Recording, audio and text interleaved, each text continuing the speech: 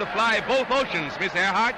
Well, it was very interesting to me to fly in southern waters rather than in the north.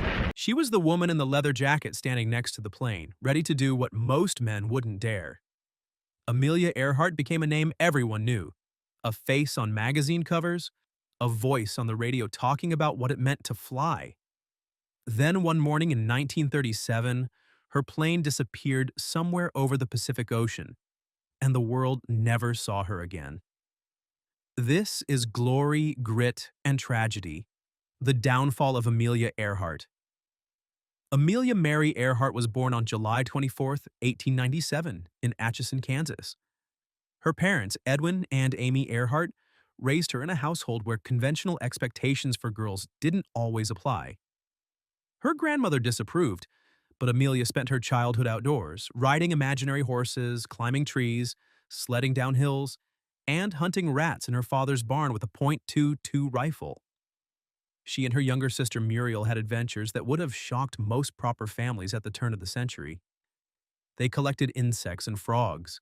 They played baseball and football with the neighborhood boys. Amelia kept a scrapbook of newspaper clippings about successful women in male-dominated fields, engineers, lawyers, doctors. Even as a child, she was drawn to stories of women who broke boundaries. When Amelia was just 7 years old, she convinced Muriel and her uncle to help her build a homemade roller coaster in the backyard. They constructed a ramp using fence rails and a wooden crate. Amelia climbed to the top of the family's tool shed and launched herself down the makeshift track. The crash was spectacular. She emerged bruised and disheveled, but thrilled. She told her sister it was just like flying. That sensation of speed and freedom stayed with her. Edwin Earhart worked as a lawyer for the railroad, which meant the family moved frequently. Amelia attended 6 different high schools in 4 years, living at various times in Kansas City, Des Moines, St. Paul, and Chicago. The constant upheaval was difficult, but it taught her adaptability. Her father struggled with alcoholism, and money was always tight. The failure and humiliation caused by Edwin's drinking left lasting marks on Amelia. She developed a lifelong dislike of alcohol and a deep desire for financial security. When her parents divorced in 1924, it was almost a relief to everyone involved. In 1908, when Amelia was 11, she saw an airplane for the first time at the Iowa State Fair. The Wright brothers had only recently achieved powered flight, and aviation was still a novelty. Amelia looked at the rusty wire and wood contraption and was thoroughly unimpressed. She later recalled thinking it looked not at all interesting. It would be nearly a decade before she changed her mind. Amelia graduated from Chicago's Hyde Park High School in 1915. The yearbook described her as the girl in brown who walks alone. She enrolled in Ogant School near Philadelphia in 1916, an exclusive institution for young women preparing for society. During Christmas vacation of her second year, Amelia visited her sister Muriel in Toronto. What she saw there changed everything. Wounded soldiers were returning from World War I, many of them amputees. The sight moved her deeply. She immediately decided not to return to Ogant School. In February 1918, Amelia left school and moved to Toronto to become a voluntary aid detachment nurse at Spadina Military Convalescent Hospital. She worked there until after the armistice in November. The experience made her a lifelong pacifist. She saw what war did to young men, and she never forgot it. After the war, Amelia drifted. She tried pre-med courses at Columbia University. She studied to become a mechanic. She worked odd jobs. Nothing captured her attention the way nursing had, but that path didn't seem right either. In 1920, her life crystallized in a single moment. On December 28th, her father took her to an air show in California. A pilot named Frank Hawks offered to take her up for a ride. The plane climbed just a few hundred feet off the ground. Later, Amelia said she knew immediately that she had to fly. It wasn't a passing interest, it was a calling. She began taking flying lessons in January 1921 from Anita Netta Snook, one of the few female pilots at the time. Amelia worked multiple jobs to pay for the lessons. At a telephone company, in a photography studio, anywhere that would hire her. With help from her mother, she saved enough to buy her first plane. She bought a bright yellow Kinner Airster biplane and nicknamed it the Canary. In October 1922, she set her first aviation record, reaching an altitude of 14,000 feet. It was an unofficial women's altitude record, but it put her name in the newspapers for the first time. In May 1923, Amelia received her pilot's license from the National Aeronautic Association. She was the 16th woman to be issued a pilot's license. The federal government wouldn't start issuing licenses until 1927, so this certification from the NAA was the best credential available. By 1928, Amelia was working as a social worker at Dennison House in Boston, teaching English to immigrants and helping them adjust to American life. She loved the work, but flying remained her passion. She flew whenever she could afford it and joined the Boston chapter of the National Aeronautic Association. Then publisher George Putnam came calling. Charles Lindbergh had flown solo across the Atlantic the previous year, and Putnam wanted to capitalize on the public's fascination with aviation.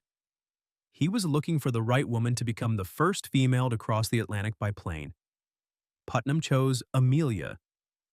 On June 17, 1928, she took off from Newfoundland as a passenger aboard a tri-motor seaplane called Friendship.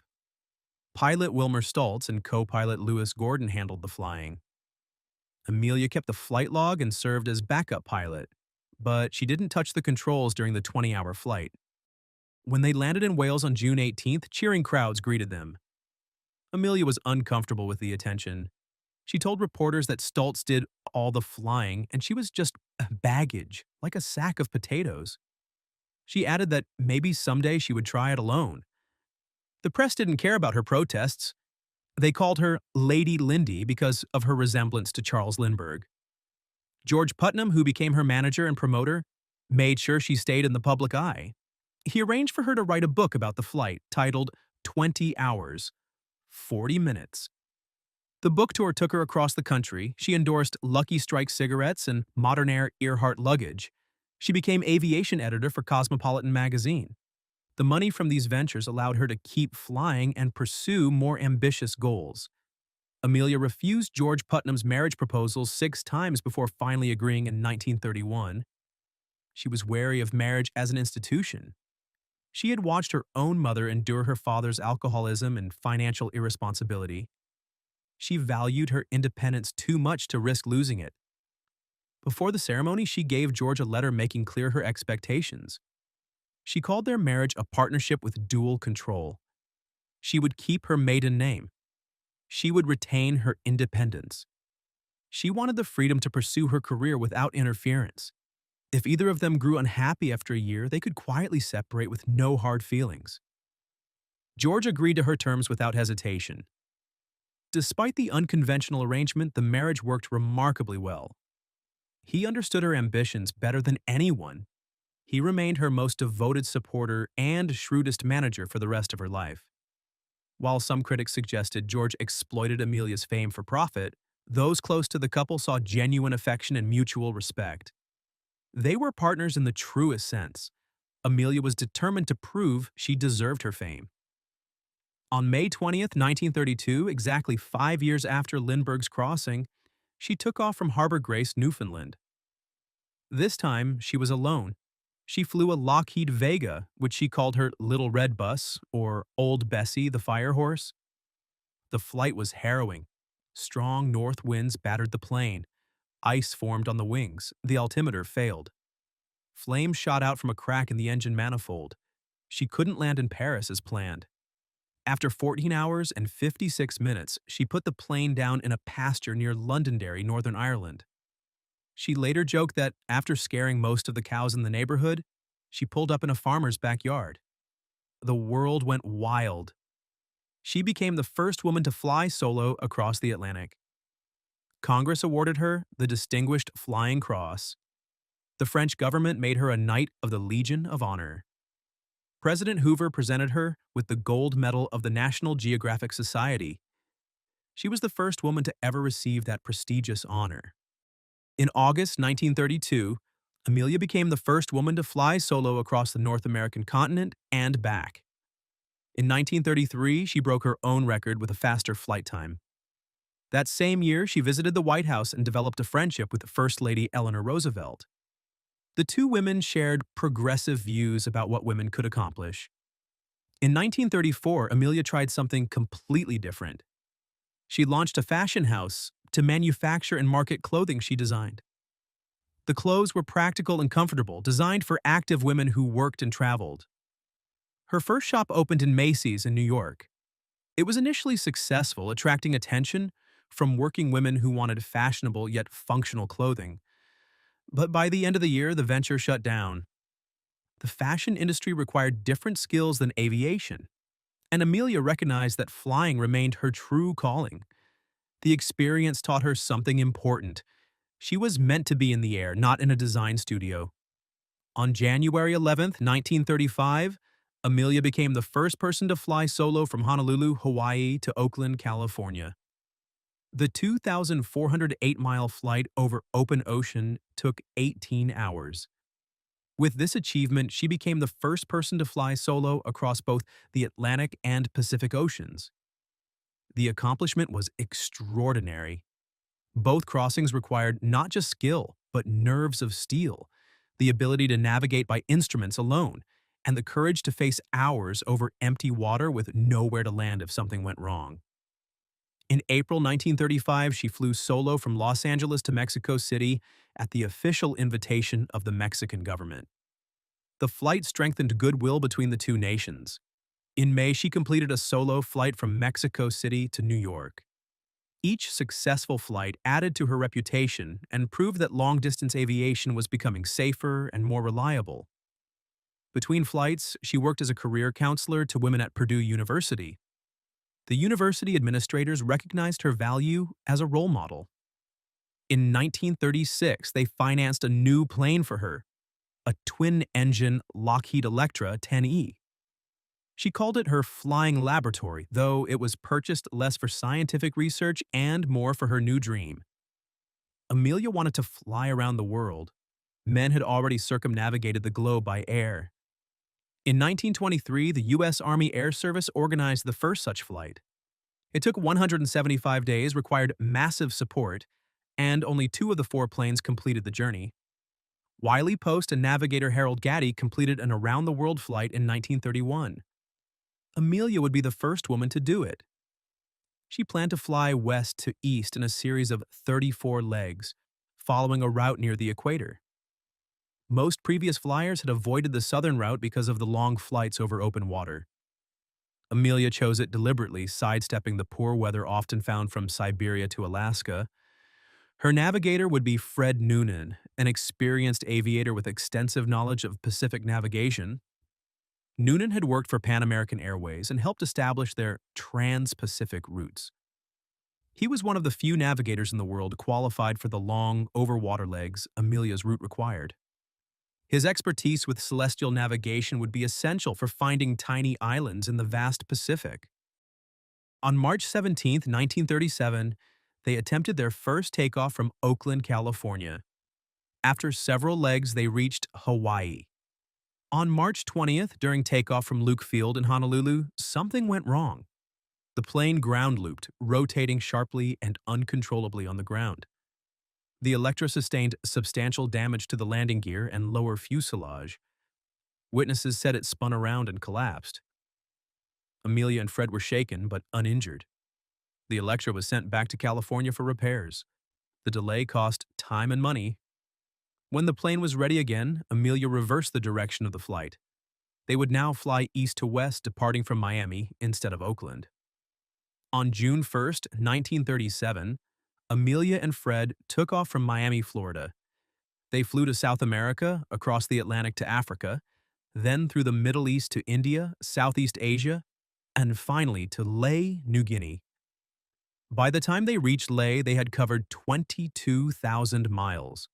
Only 7,000 miles remained. They were on leg 31 of 34. The next stop was Howland Island, a tiny speck in the Pacific Ocean, 2 miles long and 1 mile wide. It was a necessary refueling stop. The Electra's limited range made landing there essential. The U.S. Coast Guard cutter Itasca waited off Howland's coast with fuel for the next leg. The Navy had agreed to provide logistical support for the flight. Everything was in place. On July 2nd, 1937, at 10 a.m. local time, Amelia and Fred departed Leh. They faced a 2,556-mile, 18-hour flight across open water to a destination they couldn't afford to miss. Radio operators on the Itasca began receiving Amelia's transmissions at 2:45 a.m. The messages came intermittently. Her voice was clear at times, garbled at others. The Itasca tried to send signals back to guide her to the island, but most of their transmissions didn't reach her. As dawn broke, Amelia's signal strength increased. She was getting closer. At 7:58 a.m., the Itasca received her strongest signal, a rating of 5+, which meant very good reception. But Amelia couldn't see the island. Visibility was poor. Clouds obscured the horizon. At 8:43 a.m., roughly 20 hours into the flight, Amelia sent her final transmission. According to radio logs released decades later, it read, "We are on the line 157-337-WLREPTMSG-WEWLREPT." The message indicated she was flying on a northwest to southeast navigational line that bisected Howland Island. But she didn't say which direction she was heading or how much fuel remained. The transmission cut off mid-sentence. The Itasca waited. Radio operators called repeatedly. No response came. As the hours passed, the terrible reality set in. Amelia Earhart and Fred Noonan had vanished. The U.S. Navy immediately launched the most extensive air and sea search in naval history to that point. The operation began on July 2nd and continued for 16 days until July 18th, 1937. Ships and planes scoured 250,000 square miles of ocean. Search teams checked numerous islands. At McKean Reef, they found unusual debris. At Sydney Island Lagoon, they spotted a dark object that might have been wreckage. 7 credible distress signals were detected between July 2nd and July 6th. 2 were logged near Gardner Island, now called Nikumaroro, supporting one theory about where Amelia might have landed. Navy analysts recalculated the Electra's fuel endurance at 20 hours and 13 minutes. Under this calculation, Amelia's expected flight time extended by nearly 40 minutes, beyond the initial Coast Guard estimate. It was possible she had passed Howland Island before running out of fuel. Despite the massive effort, the Navy found no confirmed aircraft debris, no bodies, no definitive evidence of what happened. On July 18th, after spending $4 million, the government reluctantly called off the search. On January 5th, 1939, 18 months after her disappearance, Amelia Earhart was officially declared dead. She would have been 41 years old. The most widely accepted explanation is the simplest. Amelia and Fred ran out of fuel and crashed into the ocean near Howland Island. The plane likely sank quickly in the deep Pacific waters, taking them both down with it. Weather conditions, radio difficulties, and the impossibility of finding such a small island in poor visibility all contributed to the tragedy. A second theory suggests they crash-landed on Nikumaroro, an uninhabited atoll 350 nautical miles south of Howland. Amelia's last radio transmission indicated they were flying along a line that could have taken them past Nikumaroro. Over the years, researchers have found artifacts on the island: improvised tools, pieces of clothing, an aluminum panel, and aircraft wreckage. In 1940, British colonists found skeletal remains on the island, though the bones were later lost. In 2018, forensic anthropologist Richard Jantz analyzed historical records of those bones using photographs and articles of Earhart's clothing. He concluded the evidence strongly supported that the bones belonged to Amelia Earhart. Other researchers remain skeptical. More controversial theories have circulated over the decades. Some claimed Amelia was a secret agent for the U.S. government who was captured by the Japanese while spying on their Pacific bases. This theory gained attention when a photograph appeared showing 2 people on a dock in the Marshall Islands who some believed were Amelia and Fred. The image was later dated to 1935, 2 years before the flight. In November 2024, an exploration team reported sonar readings that might show Earhart's plane 16,000 feet underwater. As of late 2025, researchers continue planning expeditions to investigate these findings. The mystery endures. What remains certain is Amelia Earhart's impact. Before her disappearance, she was already an international celebrity and feminist icon. Her shyly charismatic appeal, independence, persistence, and courage inspired a generation. More than 1,000 female pilots served in the Women Air Force Service pilots during World War II, many of them inspired by Amelia's example. She wrote books, gave speeches about women's rights, and refused to accept limitations based on her gender. She proved that women could excel as pilots, adventurers, and public figures. Her accomplishments opened doors that had been closed. In 1938, a lighthouse was constructed on Howland Island in her memory. Across the United States, streets, schools, and airports bear her name. The home where she was born in Atchison, Kansas, became the Amelia Earhart Birthplace Museum, maintained by the 99s, an international group of female pilots. Amelia was the first elected president of that organization. Amelia Earhart Awards and scholarships are given out every year. She is ranked 9th on Flying Magazine's list of the 51 heroes of aviation. Books, documentaries, and films continue to tell her story. In September 2025, President Donald Trump ordered all government records concerning Amelia Earhart declassified and released, ensuring the search for answers continues. There's something about Amelia Earhart that won't let go. Maybe it's the mystery of her disappearance. Maybe it's the reminder that even the most prepared, most skilled, most determined people can meet tragic ends. Or maybe it's something else. Amelia lived during a time when women were told what they couldn't do. They couldn't vote until she was in her 20s. They couldn't wear pants in public without being stared at. They certainly couldn't fly airplanes or have careers or maintain their independence after marriage. Amelia did all of it anyway. She wasn't reckless. She prepared thoroughly for every flight. She studied weather patterns and navigation. She maintained her equipment meticulously. But she also understood that some goals required risk. Flying around the world in 1937 was dangerous. Everyone knew it. She went anyway. In a letter to her husband, written in case a dangerous flight proved to be her last, she made her feelings clear. She wanted him to know she was happy. She was doing exactly what she wanted to do. If something happened, he shouldn't grieve too long. She had lived more fully than most people ever would. That letter exists because Amelia understood the stakes. She wasn't naive about the dangers. She simply believed that some things were worth the risk. Breaking barriers for other women was worth it. Proving what was possible was worth it.